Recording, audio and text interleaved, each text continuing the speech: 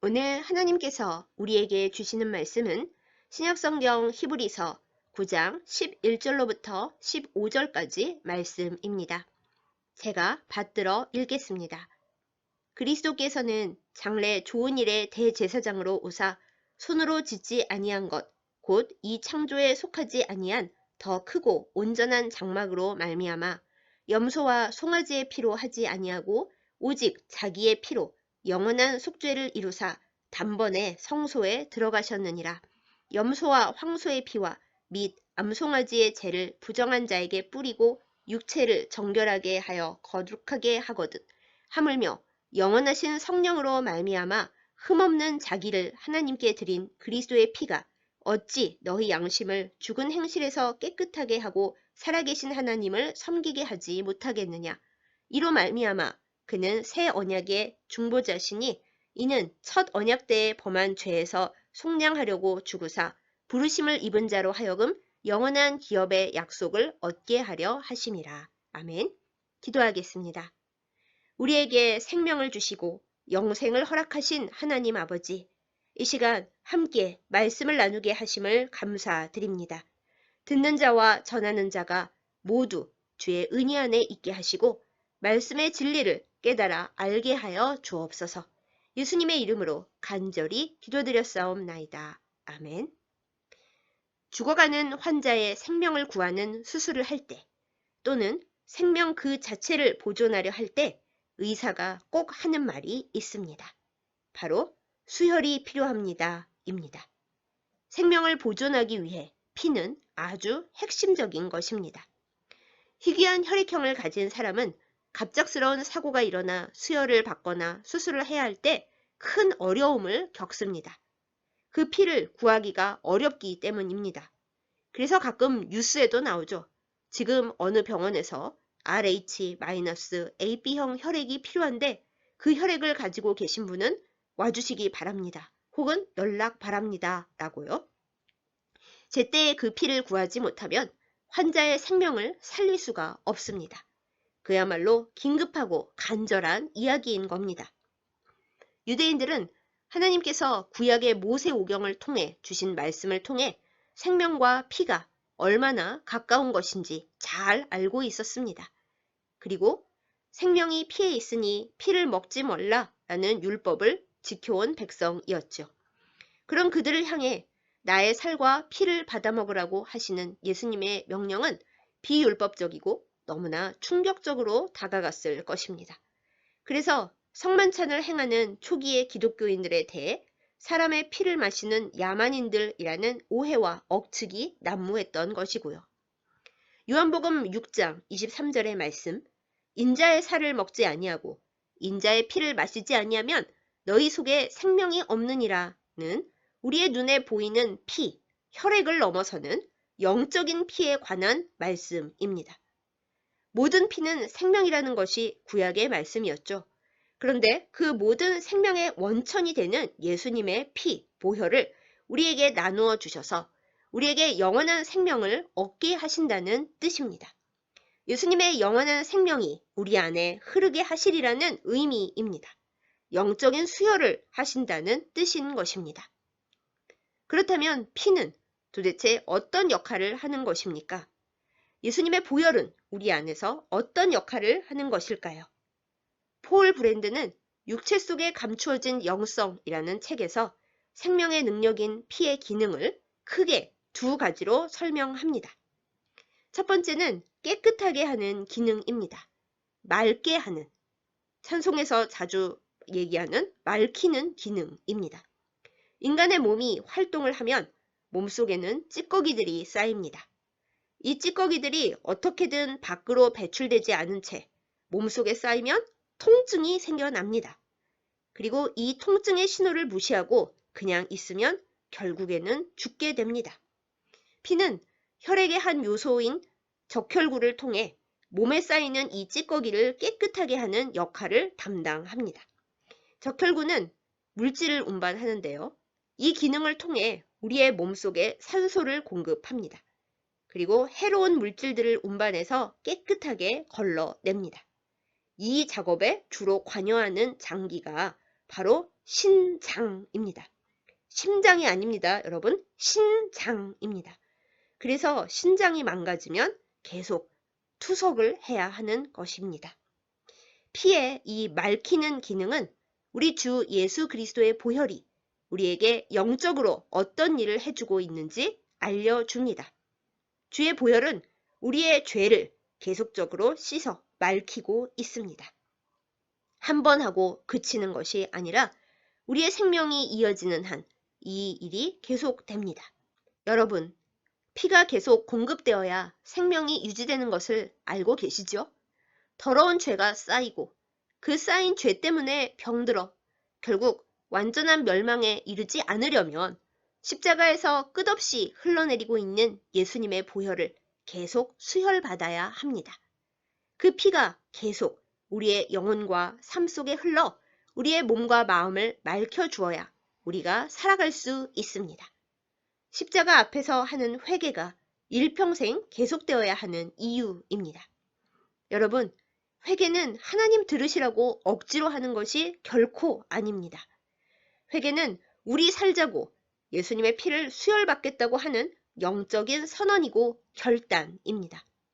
회개는 우리의 삶과 영혼을 망치고 있는 온갖 해로운 것을 밖으로 배출시켜 우리를 살리시고 건강을 주시겠다는 하나님의 은혜로운 제안에 기꺼이 응답하는 행동입니다. 얘야, 수혈이 필요한데 너 받을 거냐? 하실 때 네, 당장 받겠습니다 라고 대답하는 행동입니다. 다 죽어가고 있는 마당에 아니요, 저는 수혈이 필요 없습니다. 제 힘으로 살아보겠습니다. 정 안 되면 뭐 그때 이러면서 예수님의 보혈을 거부한다면 이 얼마나 어리석고 슬픈 일이겠습니까? 회개함으로 예수님의 십자가 앞에 나아가 맑히시는 보혈의 능력을 수혈받고 생명을 얻어 살아가는 우리가 되기를 예수님의 이름으로 축복합니다. 다음으로 피가 가지고 있는 기능은 병균을 이기는 것입니다.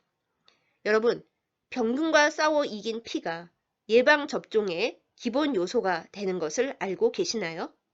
우리의 몸은 살아있는 내내 우리를 잡아먹고자 계속 침입하는 병균들과 끝없는 싸움을 벌이고 있습니다. 면역력이 높으면 병균과 싸워 이기고 면역력이 없으면 병균에 잡아먹혀 병들게 되는 거죠. 이 전쟁에 관여하는 중요한 피해 요소는 바로 백혈구입니다. 병균과 싸워 승리한 백혈구를 지닌 사람의 피를 뽑아 그 피로부터 나온 혈청을 주사하는 것이 예방접종의 기본 원리였습니다. 요즘에는 과학적으로 발달해서 여타 다른 방법들을 사용하기도 하지만 병균과 싸워 이길 항체를 생성할 수 있는 힘을 필요로 한다는 것은 여전합니다. 여러분, 우리 예수님은 사람으로 오셔서 이 세상에서 인간이 싸워야 할 온갖 고난과 싸워 이기시고 죽음을 정복하셨습니다. 그리고 그 승리의 보혈을 우리에게 거저 주십니다. 우리 힘으로는 세상과 싸워 이길 수가 없습니다.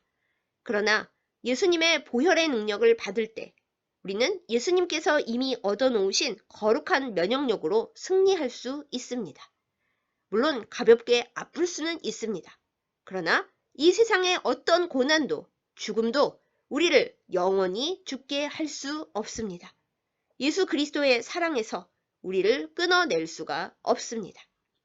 히브리서 본문은 이 사실을 이렇게 표현합니다. 송아지나 염소의 피가 아닌 자신, 바로 예수님의 피로 영원히 단번에 속죄를 이루셨다고요. 주님의 피를 수혈받을 때 우리는 영원히 이기는 자가 됩니다.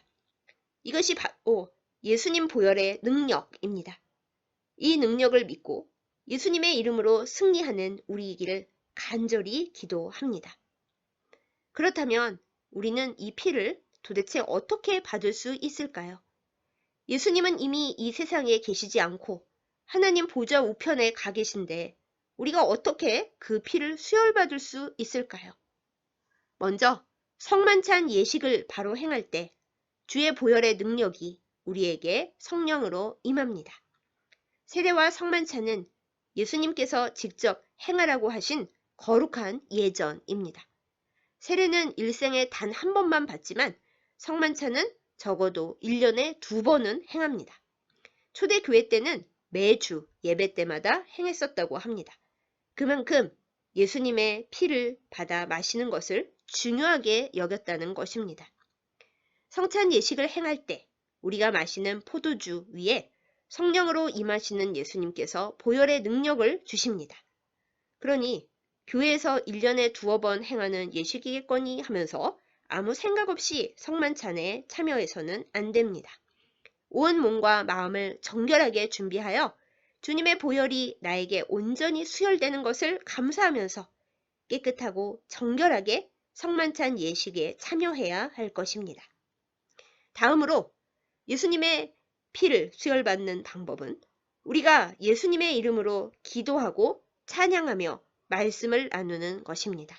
그렇게 할 때 우리 눈에 보이지는 않지만 모든 죄와 모든 악을 이기는 예수님 보혈의 능력이 우리에게 덧입혀집니다.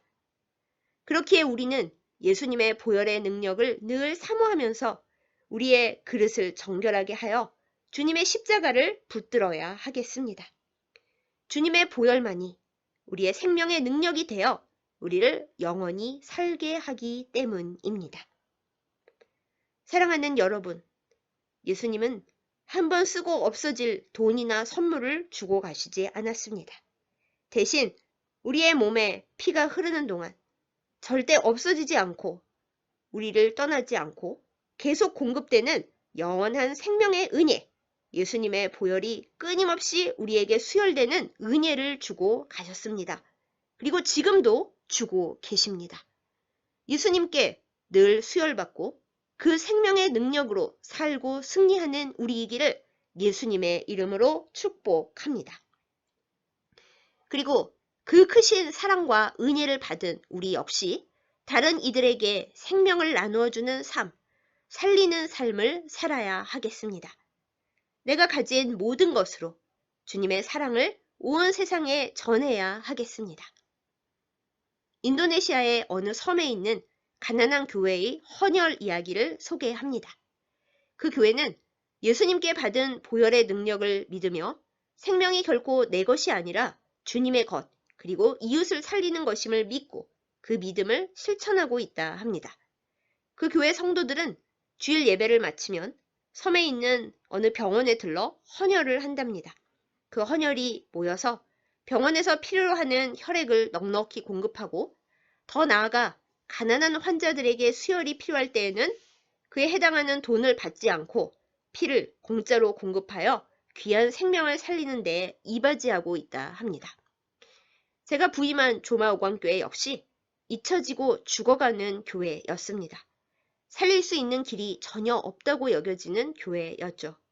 그러나 교회와 목회자를 살리는 일에 큰 열정을 품으신 우광교회 백동수 목사님과 성도님들, 그리고 교회를 살리는 일에 기쁨으로 섬겨주신 많은 분들의 피 같은 헌신으로 새 생명을 얻어 오늘에 이르게 되었습니다. 여러분, 우리는 예수님의 보혈로 새 생명을 얻은 주의 백성들입니다.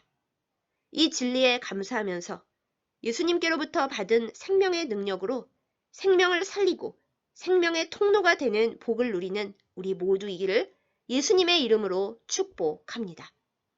생명의 통로가 될 때 우리의 삶에도 우리가 기도하는 문제들에도 하나님께서 생명의 능력, 보혈의 은혜를 충만하게 부으시고 살게 하시는 역사가 임할 줄 믿습니다.